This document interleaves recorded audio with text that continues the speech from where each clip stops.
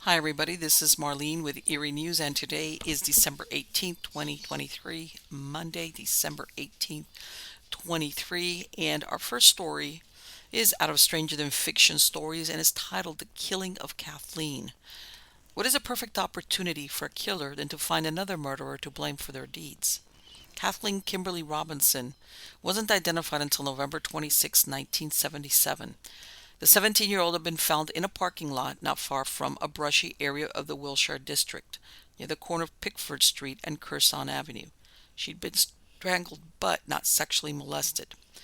She was identified through a missing persons report filed by her mother, Ruth Vaughn. The mother and daughter lived at 2836 East Pico Boulevard. Kathleen Robinson was last seen the day before her body was discovered on November 17th. She told her mother she was going to church. Prior to her murder, 10 young women were killed and dumped along California roadsides since October 16th. 6 bodies had been found in a 5-mile radius of Glendale. Despite the proximity of place and time, police believe that the cases were not connected. Kathleen, unlike the other victims, was fully clothed, whereas 6 of the victims were nude. The police organized the Hillside Strangler Task Force, even though they believed there was more than one person committing the murders. They concentrated on Hollywood Boulevard since many of the victims were involved in the street scene, but not all of them, which included Kathleen Robinson. Her body was the only one outside of a hilly area. However, she was known to hitchhike, and her body was discovered a short distance from the Santa Monica Freeway and one of its major off-ramps, Fairfax Avenue.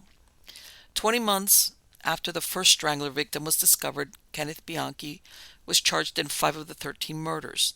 Bianchi was arrested in Bellingham, Washington, after he killed co-eds Karen Mandick and Diane Wilder in January of 1979. Contrary to Los Angeles, he was now operating in the jurisdiction of a department run by Police Chief Mangan, a former Catholic priest in the Order of Oratorians, who later in life got into law enforcement. He had been ordained in 1964 and joined a local police department in Seaside, California as a reserve officer in 1966. But he ran into a problem because as a cleric he couldn't carry a gun. He ended up becoming a cop instead of a priest. Despite having a smaller force than the LAPD, he was able to break the case that had eluded authorities for over 2 years. He died in 2014. Bianchi claimed he was insane and that another personality named Stephen Walker committed the murders. Psychiatrists examined him and found that he did not have multiple personalities. However, he was eventually diagnosed with antisocial personality disorder with sexual sadism. Eventually, he pled guilty in order to avoid the death sentence in Washington. He was sentenced to 6 consecutive life terms. He implicated his cousin Angelo Buono with the murders in California. Buono was charged in 10 of the 13 murders attributed to the Hillside Strangler.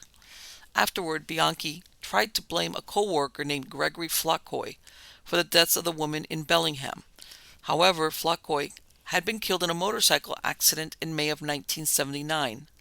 Nevertheless, the police had ruled him out. It was definitive that Kathleen Robinson was not included in the list of Hillside Strangler victims. The question was, if she was not the victim of Bianchi and Buono, who killed her? During the trial of Bianchi and Buono, George Samshak was serving time in a Massachusetts prison for armed robbery. He told authorities he had committed the murders of Robinson and Barcombe with an accomplice named Peter M. Jones. Jones, who was a maintenance engineer working in Beverly Hills, was arrested on suspicion of murder. However, he was never charged since police couldn't provide evidence to support the charge. Samshak was never charged either. However, there was so much notoriety attached to the cases that even though Peter Jones had been exonerated, he was fired and ended up moving to Maine to escape the adverse publicity. Even there, he faced death threats and someone shooting at his apartment window. When he contacted the LA Police Department, he was told the cases of Barcombe and Robinson were unsolved and the records of both cases were destroyed in an earthquake. Jones offered a $10,000 reward for information leading to the arrest and conviction of the killers, but no one came forward. Then in 2010, Rodney Alcala, real name Raul Alcala Bucor, was sentenced to spend the rest of his life in prison for the murder of Jill Barcombe, 3 other women, and a 12-year-old girl dating back to the 1970s. Police estimate he may have killed up to 130 people across the country. After pleading guilty in 2013 to 2 homicides in New York, he received an additional 25 years to life. Alcala would take earrings as trophies from some of his victims. He posed some of the dead women. One was raped with a claw hammer, and all were strangled and resuscitated to prolong their agony. He was dubbed the dating game killer because in 1978 he appeared on the dating game. He was described on the show as a successful photographer, and the Bachelorette Cheryl Bradshaw, who chose him but later refused to go on the date with him because she thought he was creepy. In 2016, DNA evidence connected him to the 1977 death of a 28-year-old woman whose remains were found in southwest Wyoming. She was 6 months pregnant. Her name was Chris Thornton, and she was found in 1982, 5 years after she disappeared. A herder came across human bones, which proved it was a woman with an unborn child. The case went cold until a DNA match was made in 2015. By then, Alcala's attorney said he was too ill to face trial. Alcala died in July 2021, awaiting execution. He was 77 years old. The murder of Kathleen Robinson remains unsolved, despite the 2 years the LAPD had a task force set up to find out who was murdering women around Los Angeles. Perhaps they were so set in looking for a certain suspect, they overlooked clues that were particular to one murderer, who cleverly took advantage of the situation and knew all he had to do was to make his crime just a little similar, and it would be lumped into the handiwork of one person. Bianchi is still serving his sentence in Walla Walla, Washington, and is eligible for parole in 2025. Buono died in 2002 from a heart attack. He was serving his sentence at Calipatria State Prison. In 2007, his grandson Christopher Buono, 20, committed suicide after shooting his grandmother, Mary Castillo, 67, in the head and upper body. She was hospitalized in stable condition. The reason for the shooting was not disclosed. Castillo married Buono in 1957. She gave birth to Angelo Anthony Buono III in 1956, Peter Buono 1957, Louis Buono 1960, and Grace Buono 1962. Mary filed for divorce in 1964 due to her husband's violence. Christopher Buono did not know his grandfather's true identity until 2005. Mary Castillo has since died. And this is not the first time that I've seen that some of these really violent, sadist murderers or just criminals, their sons, their children, their grandchildren have a violent streak in them, and you don't know up to what point. Is it genetics? Is it the environment? But even this he finds out 2 years before who his grandfather really was. It makes you wonder, did that have anything to do why he tried to kill he obviously meant to kill his grandmother but didn't get to, but committed suicide. Yeah, I've seen many stories that, a lot of times when they put the stories about these different serial killers or they only put that story, but they never show the aftermath in the sense of what becomes of some of their children, their offspring. And it's surprising to see what does become of them. For those watching the video, this is Rodney Alcala when he was young. Obviously a picture from 1979 when he was the hunting. And this is Chris Thornton. This is one of his victims. This was the girl who was 6 months pregnant, and she was found in Wyoming 5 years after she got killed. And this is him as an old man that they he wasn't going anywhere, but he basically didn't face trial because in 2015 because it was like he was dying, even though he took 6 years to die after that. This is George Samshak, who, while the Hillside Strangler trial was going on, said he had killed 2 of the girls, one of them being Kathleen Robinson, and he never did. And I've also run across these stories before where some of these that are already in prison for pretty bad crimes themselves will admit to crimes that they never committed, and you think, why? And I think in some cases all they want is the notoriety. They're going to be stuck in prison, and some of the things they admit to are pretty heinous. And also, this is Kenneth Bianchi, of course, that, really this case, the Hillside Strangler case, was really broken when he was arrested in Washington when he killed 2 women there. So there you go. Now, the next story is out of the New York Post. It's titled Victorian-era Vampire Slaying Kit with Wooden Stake, Holy Cross, and Crucifix Hidden in Bible hits the auction block. An all-in-one vampire slaying kit complete with everything one would need to kill a thirsty bloodsucker like a real-life Buffy is up for auction, or is expected to draw 5,000 or more.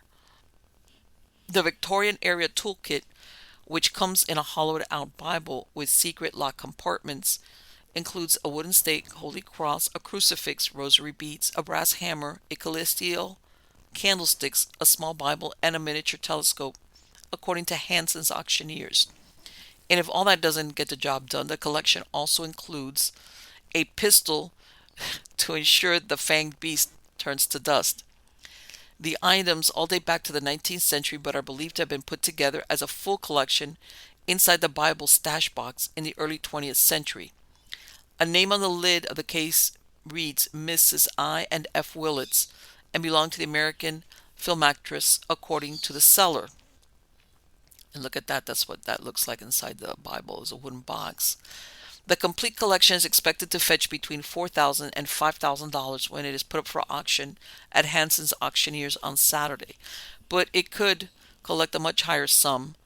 A similar late 19th century vampire kit was sold at Hanson's auctioneers for $20,000 last year after starting an international bidding war. That one didn't have the creative fake Bible container and was only estimated to bring $2,000 before the bidding began. It was also missing a wooden stake, the tool of choice to pierce the heart of the supernatural by one of the most famous slayers, Buffy. Finds like this appeal to bidders all over the world, said Chris Kirkham, Associate Director of Hanson's London. The Vampire Slaying Kit is pure theater, spooky and fascinating. Examples, some older than others, emerge from time to time, and they always spark major interest. Fascination with the bloodsuckers dates back to 1819, when John Polidori's The Vampire was published, followed by the 1897 classic Dracula by Bram Stoker. In the 20th century, kits of tools believed to be able to slaughter the demons were created to sell as novelty items to fans of gothic horror films. But vampires remain a popular spooky myth to this day. Films, books, and shows like Buffy the Vampire Slayer, the Twilight series, and The Vampire's Diary, to name a few. The fascination with all things dark and mysterious means vampires make appearances in contemporary TV shows, films, and literature. I'm going to put my 2 cents worth in. You know what? Buffy, Twilight, Vampire's Diary, those are all full of pretty vampires. Come on, pretty vampires. Originally, vampires were scary looking. You know, not just they were supposed to be, like, remember Christopher Lee with the bloodshot eyes, Bela Lugosi? I mean, all these guys, like, what was it in Twilight? What's his face? Drives around in a Volvo. It's like, come on. There's nothing scary about them. At least I don't think so. Anyway, let's go back to Stranger Than Fiction story. Oh, by the way, I did check up on this, and this, they didn't get what they expected with it, and I don't know. It only went for 2,300. I believe it was what they said. It was 2,300 pounds was what it went for. Let's see. Vampire Kit. Vampire Kit goes on auction December 2023. Yeah, because this was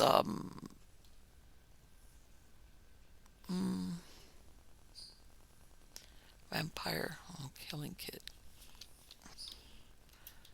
Vampire Killing Kit. I don't know what else to call it. Alright. Well, here it is. Oh, that's one from October. Yes, but what happened?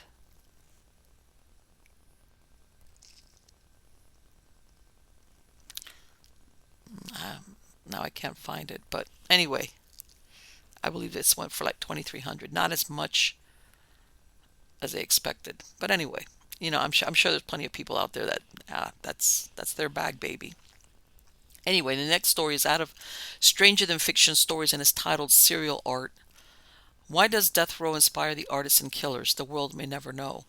John Wayne Gacy spent 14 years on death row before his final adieu. His artwork, if not for his name, could be attributed to a grade schooler. After his execution in 1994, His pieces have increased in value. However, it is a narrow audience that wants artwork produced by a hand that killed, sometimes in the most vicious and sadistic ways. Present day, there are approximately 2,000 to 2,500 of Gacy's pieces circulating in private collections and held by galleries. Murderabilia is a term coined by Andy Kahan in 1999 for the sale of serial killer art. As a victim's advocate, he has been a critic of what is estimated to be a 250,000 yearly business. Buyers range from everyday people to celebrities like Johnny Depp, Susan Sarandon, and Marilyn Manson. Owning this art brings the owner much closer to evil than just watching a TV show or reading about it. Ryan Graveface, who lives in Savannah, Georgia, started collecting murderabilia for years before it became so popular. He occasionally exhibits them and sells them for the right price. However, he claims his main money makers are items found on a satanic website he runs. Competition in this marketplace is fierce and cutthroat, no pun intended. William Harder, who runs Murder Auction, has developed personal relationships with many killers, including Richard the Night Stalker Ramirez, who he says became a close friend. Harder says that several dealers pose as girls to get artwork from prisoners and then turn around and sell them. There are also fakes in the market since most buyers wouldn't know how to spot one. In 1977, New York introduced the Son of Sam laws to prevent murderers from making money on their own infamy. This has been adopted by 41 other states. In 1991, the U.S. Supreme Court voted unanimously that Son of Sam laws violate the First Amendment. The first prisoner we're looking at as far as his art is concerned is Glenn Edward Rogers. This murderer is known as the cross-country killer or the Casanova killer. Rogers was convicted of 2 murders, but is a suspect in many others. He was scheduled for execution on February 14, 1999. And has appealed it twice, his last one being denied in 2011. He is presently on Florida's death row. Henry Lee Lucas. Lucas was known as the Confession Killer. He was the youngest of 9 children. His father lived in the home but was a double amputee due to a train accident. He was also an alcoholic. His mother prostituted herself and forced him to watch. If he didn't, she would beat him. She would make him cross-dress in public so that she could pimp him out to men and women. His father died in 1951, but the abuse continued. As an adolescent, he began an incestuous sexual relationship with a half-brother and engaged in bestiality. In 1960, he stabbed his mother in the neck after an argument when she hit him with a broom. Even though this murder was believed to be his first, in 1984 he confessed to strangling Laura Burnsley, 17, in 1951, who had disappeared from a bus stop. He was 14 years old. He buried her in the woods. Lucas was convicted of his mother's murder and 2 others dating to 1983. However, during his incarceration, he confessed to Texas Rangers and other law enforcement that he killed 600 other persons. Cold cases were closed based on his confession, many of which later proved to be false, based on an investigation by the Dallas Times-Herald that showed that it would have been impossible for him to have committed some of the crimes. A follow-up investigation by the Attorney General of Texas found he had lied about his participation in most of the murders. He would be convicted of killing 11 people and received a death penalty for the murder of Deborah Jackson. His death penalty was commuted to life in prison in 1998, and he died 3 years later from congestive heart failure. Next one is Danny Rolling.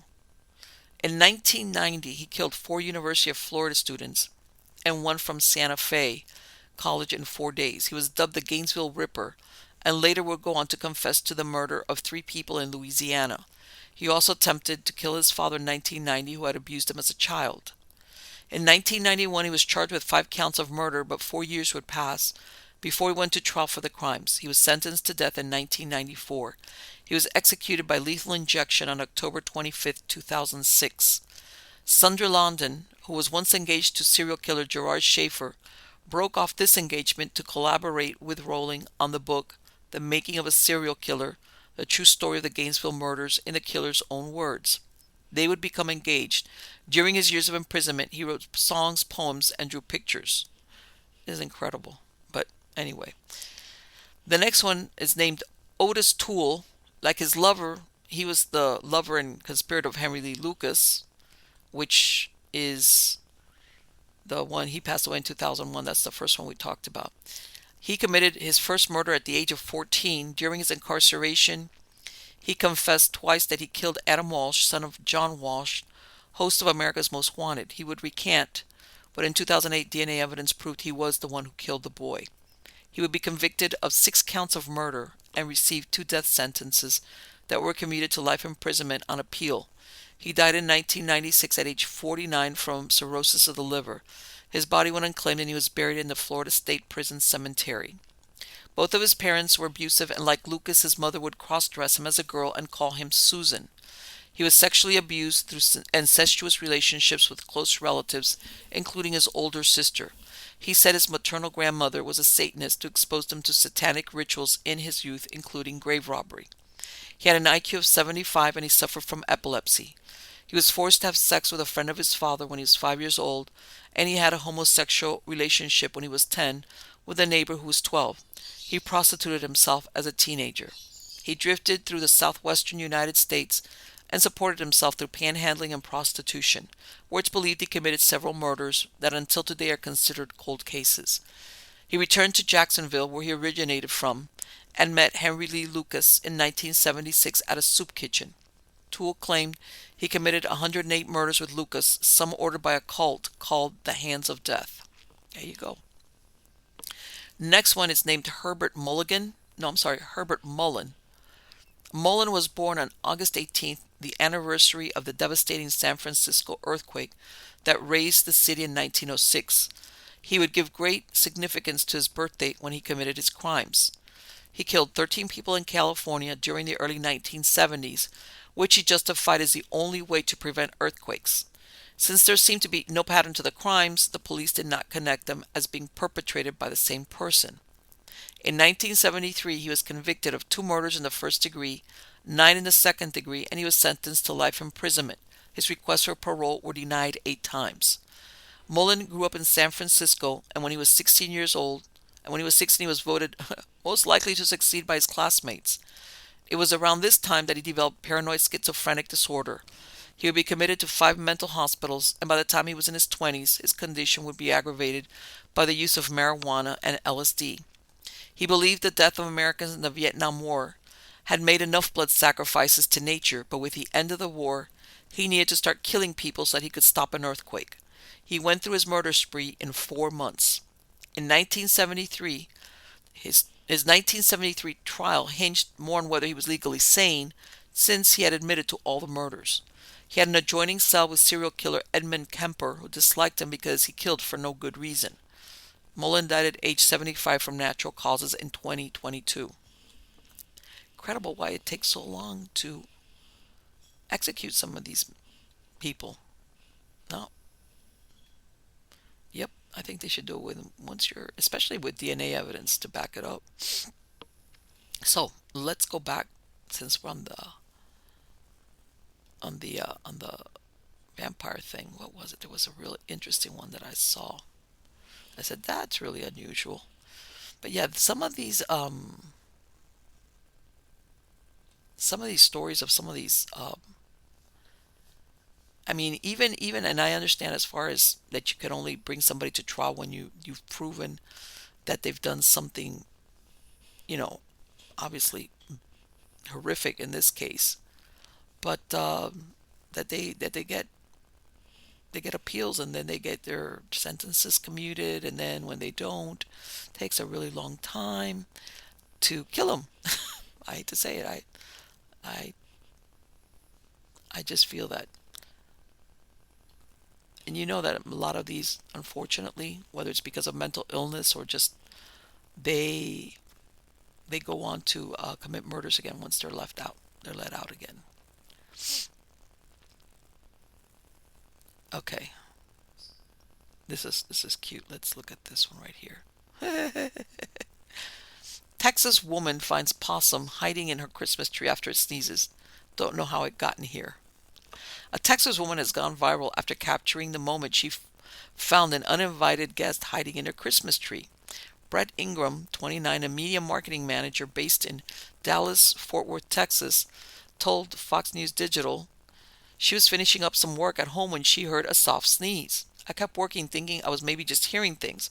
Then I heard it again with some other squeaking noises, she said. At first she thought her cat had brought in a rat or that some small kitten somehow entered her home, she said. After looking under her couches and behind her curtains, Ingram finally found the source of the mysterious noise. As I am down crouched behind my couch, I look over to the left and I just see his tail. A long, naked, rat-looking tail, she said. I stopped and kind of looked up and saw more and saw a large breathing ball of gray fur. Ingram made her way around the front of the tree and located the culprit, an opossum. An opossum. Ingram said she reached out to a friend who is a wildlife and rehab volunteer, but because it was late and the volunteers don't take night calls, the friend shared some steps on how to best remove the creature from her tree and her home. I just didn't want to hurt him. I was just really calling to concern if the babies were in the animal's pouch. Ingram said her friend told her she'd be able to put the possum from the tree, but it became more of a challenge than Ingram anticipated. Look at this. There it is. She had it all decorated. She decorated that thing. She didn't see it in there. I started to try to get him out, but he was holding onto the branches, she said. He had some strength because he was big. Ingram was wearing gloves to protect herself from the marsupial as she plucked each of its fingers off the branches to release it from the Christmas tree. Once Ingram had pried the creature from the tree, it squirmed out of her hands and ran under her couch. He ran behind the couch, the tree under the other couch, and I kept moving. And he would just do it again over and over, Ingram recalled. Ingram said she finally pushed the couch aside and was able to pick up the possum under her arm just like a cat or dog. The opossum was showing its teeth, she said, but there was no hissing. Ingram was able to calm the animal down before setting it outside her door and releasing it into the neighborhood. Ingram said she didn't panic after finding the animal, but wanted to assess its behavior and do whatever she could to make sure it was safe. She is an animal lover and has many pets, including 3 dogs, 2 pythons, a bearded dragon, and a cat.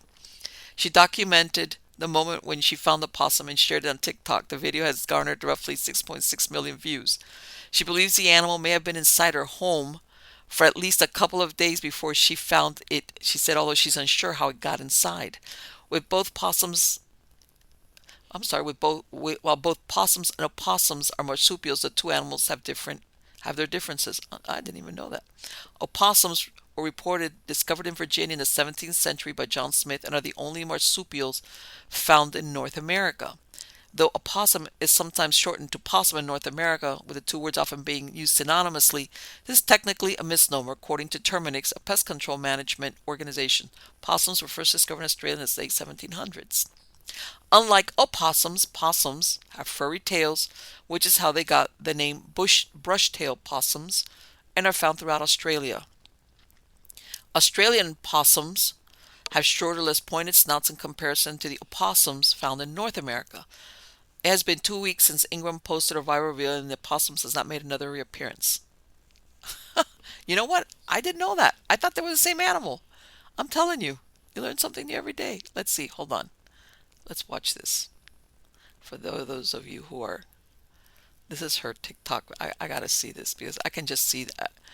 You start... Oh, come on. Come on. Let's see it. Come on. I am literally freaking out right now. I have no idea how this possum got in my house and up into my tree. And I'm trying to get him out, but it will not let me. And I just don't know what to do. I don't know how I got in here. I don't leave my doors open.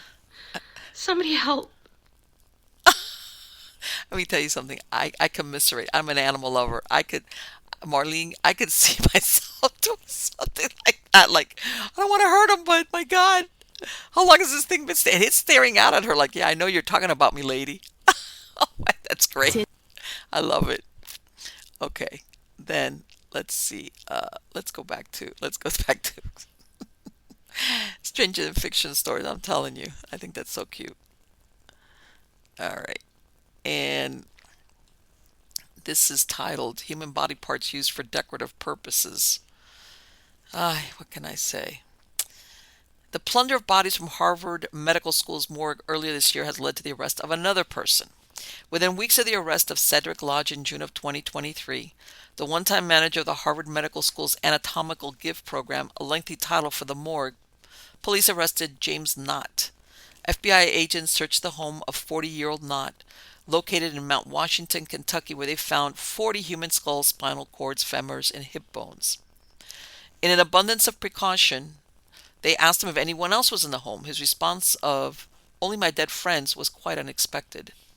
The agents found a skull on Knott's bed and another wrapped in a head scarf. Others were positioned as decorations around his home. They also found a Harvard Medical School bag. The complaint against Knott listed where he purchased human body parts from abroad and then resold them in the United States.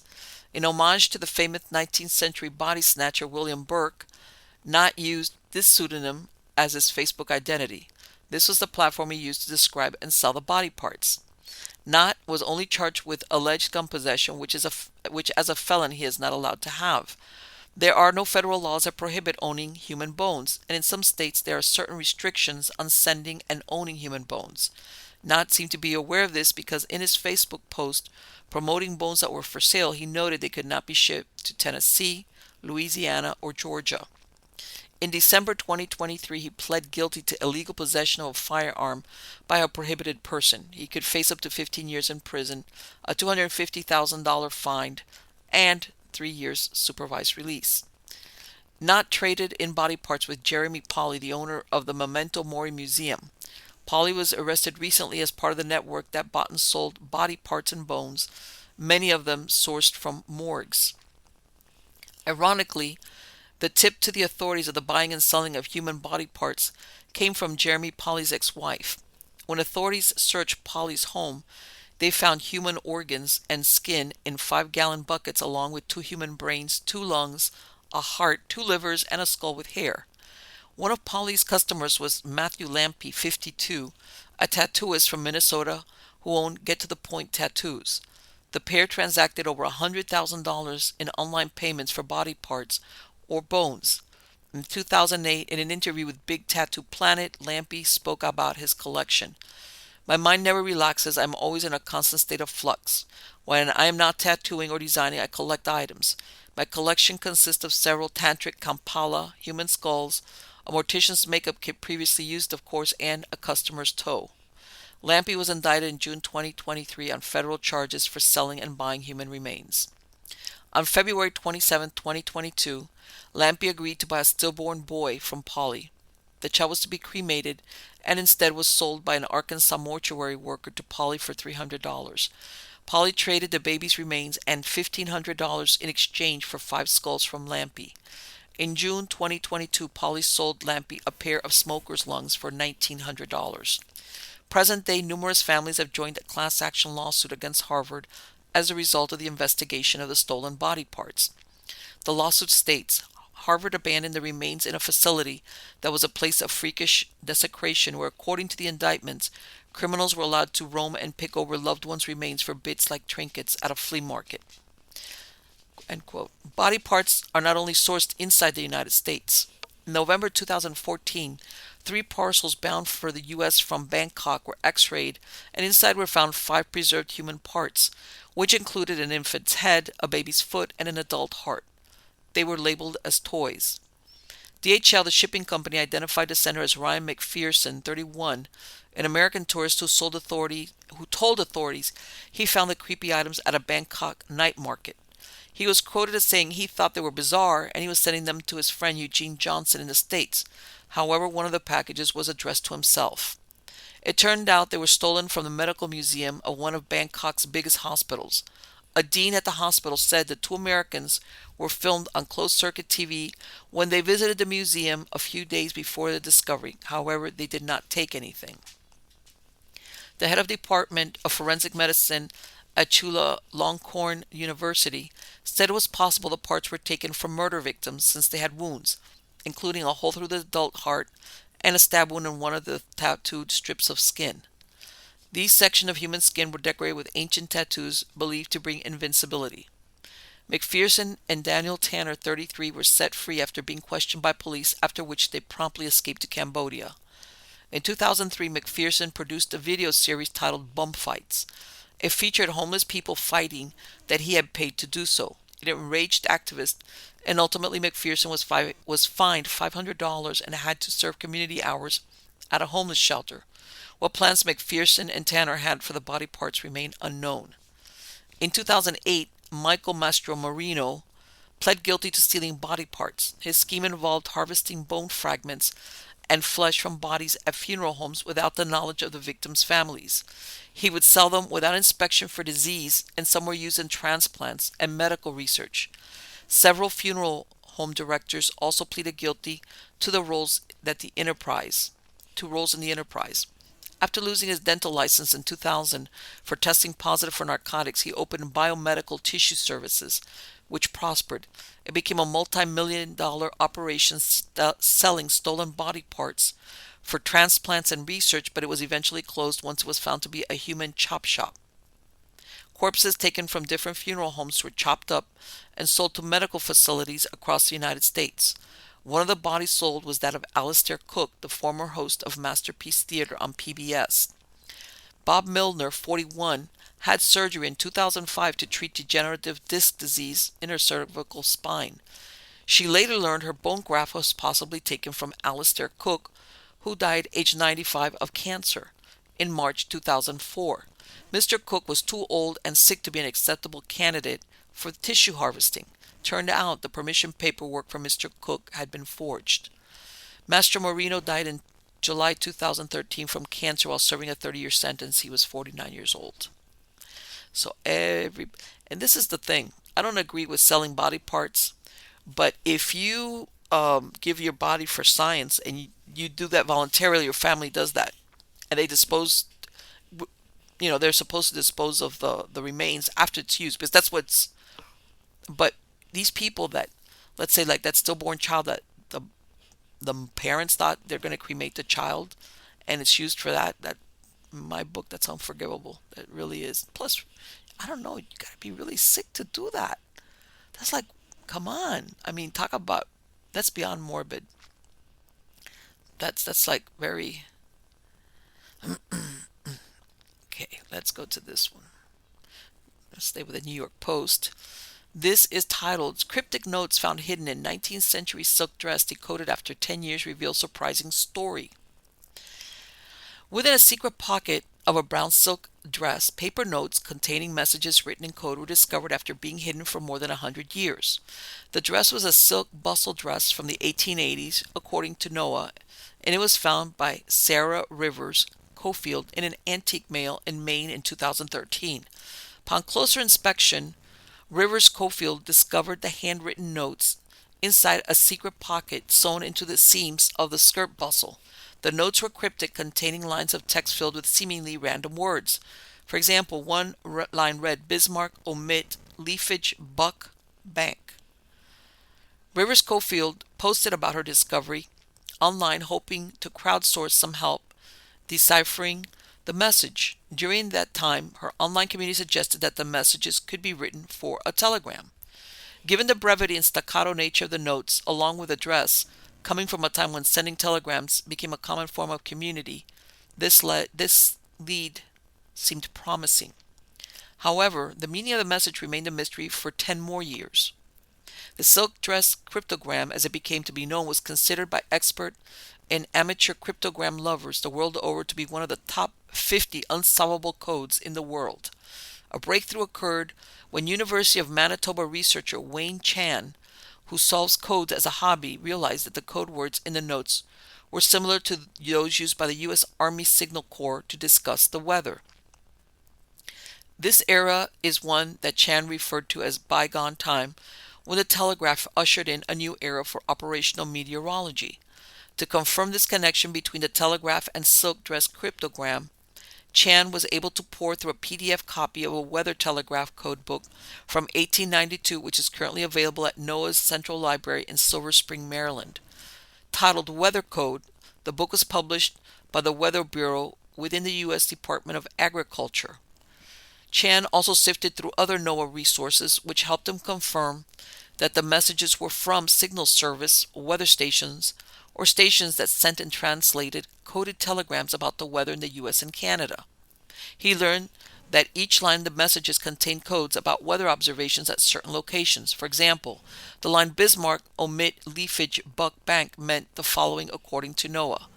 Bismarck, station named Bismarck, Dakota Territory in present-day North Dakota.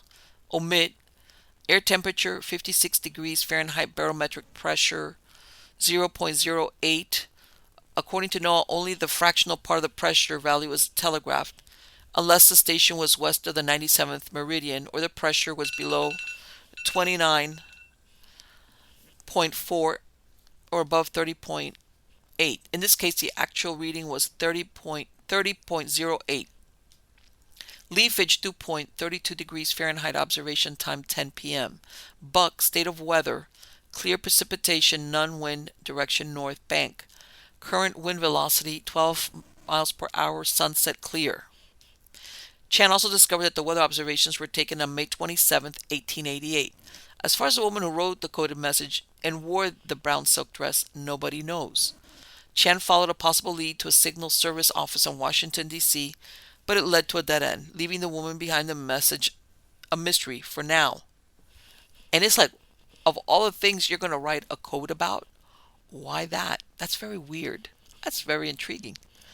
Well, I hope you all like this new or latest section of Eerie News. I will be back with you soon with some more, how can I say, news of the unusual. Until next time, take care.